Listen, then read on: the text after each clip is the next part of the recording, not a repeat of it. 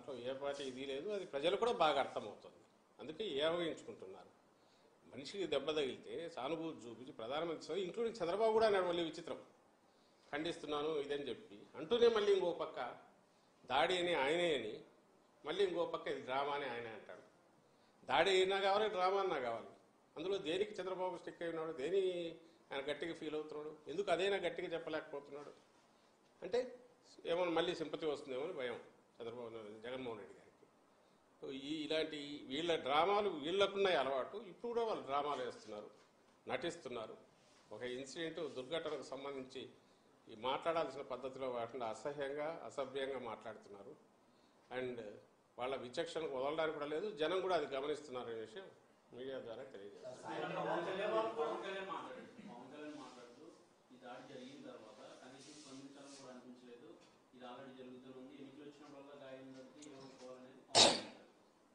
అదే దానికి ఆన్సర్ ఇవ్వాలన్నా కూడా ఇబ్బందికరమైంది. ఎందుకంటే ఎన్నికలు వచ్చినప్పుడు ఎందుకు జరుగుతున్నాయి, ఇంకొకప్పుడు ఎందుకు జరగలేదు అంటే అసలు అట్లా జరిగించుకొని చేయించుకోగలరు ఎవడన్నా?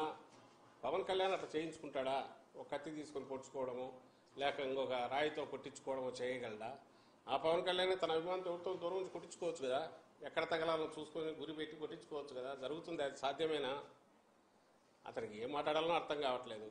తను మాట్లాడేది ఇక్కడ ఎవరు మేము అప్పీల్ చేసినా లేక ఆపోజిషన్ వాళ్ళు చేసినా ప్రజలకే చెప్పాలా, ప్రజల విచక్షణకే, ప్రజల వాళ్ళకే అప్పీల్ చేయాలి. మేమేమో జరిగింది ఇది, ఎవరు అటాకరో తెలియాలి, ఈ దాడి జరిగింది లేదా వెనక పర్పెట్రేటర్స్ ఎవరన్నా ఉంటే అదన్నా బయటకు రావాలి మేము అడుగుతున్నాం. వాళ్ళేమో వాళ్ళు అదే డిమాండ్ చేయొచ్చు నిజంగా వాళ్ళు నిజాయితీ పరులైతే. అది వదిలేసి డ్రామా అనే దాంతో వాళ్ళు వెళ్తున్నారు. Public will judge. చంద్రబాబు సభలో కూడా కొంతమంది రాళ్ళు చేశారు,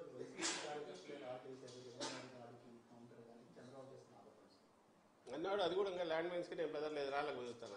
ఆ రాళ్ళు ఎక్కడ అసలు ఈయన తగిలిన రాయి గురించే మేము ఆ డ్యూ ప్రాసెస్లో తప్ప దాని గురించి పట్టించుకోలే.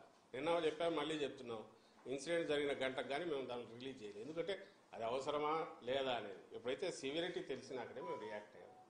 వాళ్ళలాగా ఎక్కడో రాయి పడితే రాయి పడింది అయినా మేము బెదరలేదనో, ఇది మళ్ళీ బదులుకు మేము అవతల తగిలింది కాబట్టి మేము వేయించుకున్నామను. అట్లయితే ఆయన కూడా కొట్టించుకొని అప్పుడు చెప్పాలి, చూడు తగిలినా నేను పట్టించుకోలేదని, దూరం నుంచి రాయితో కొట్టించుకొని ఇదిగో నాకు తగిలింది నేను పట్టించుకోలేదని మనం అది అనలేకపోతున్నారు కదా. ఎక్కడ మైదూరంలో ఇంకో దగ్గర పడిందని చూపించి మాకు పడింది మేము పట్టించుకోవట్లే, మేము ల్యాండ్ మైన్స్కి బెదరామని అంటున్నాడు. మొత్తం ఒక డ్రామా బ్యాచ్ కదా లాగా ఉన్నారు, అదే ఆడుతున్నారు. ఈయనకు తగిలింది కాబట్టి ప్రజల్లో ఏమైనా ఇది వస్తుందేమో, సింపతి వస్తుందేమో కాబట్టి మేము కూడా చేసి దానికి పోటీగా ఇదిగో మాకు పడింది అయినా మేము పట్టించుకోవట్లే అనే చిల్లర పిల్ల చేష్టలాగా ఉంది తప్ప సీరియస్నెస్ లేదు ఆయన చేసిన దాంట్లో కానీ నిన్న జరిగిన సంఘటన.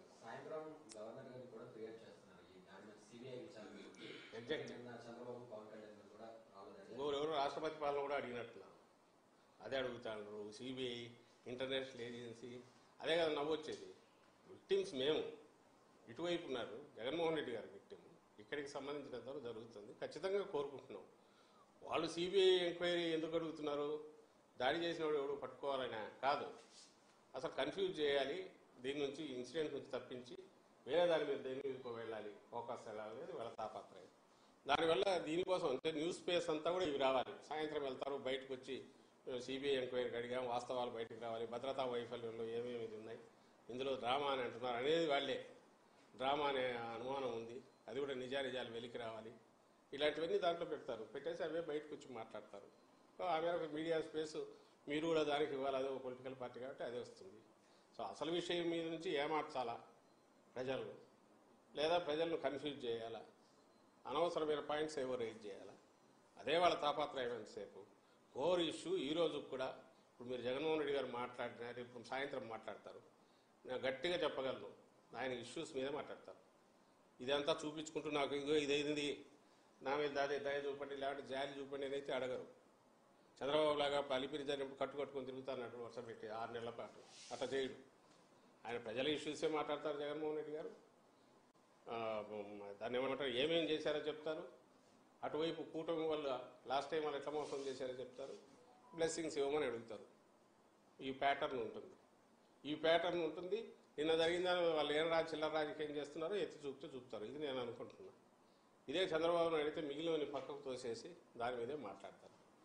ఇష్యూ ఎక్కువ చేసి మాట్లాడుతున్నది వాళ్ళు, మేం కాదు. మేము ఒక్కసారి పోలీసు దృష్టికి తెచ్చినాక దాని ఇన్వెస్టిగేషన్ ఇదే జరిగి అసలు వాస్తవం రావాలని కోరుకున్నాక దాని గురించి మేము పట్టించుకోదలుచుకోలేదు. నిజానికి ఈరోజు ఇప్పుడు వాళ్ళు స్టాప్ చేస్తే ఈ వైపు కూడా స్టాప్ చేస్తాం. ఎందుకంటే మాకు దాని మీద ఇంట్రెస్ట్ లేదు. పెద్ద ఇష్యూ వచ్చి నెల రోజుల్లో ఎన్నికలు రాబోతున్నాయి. దానికి సంబంధించి మేము ప్రిపేర్డ్గా ఉన్నాము. ప్రజల బ్లెస్సింగ్స్ కావాలని పోతున్నాం. చెప్పడానికి మాకు ఇన్ని ఇష్యూస్ ఉన్నాయి.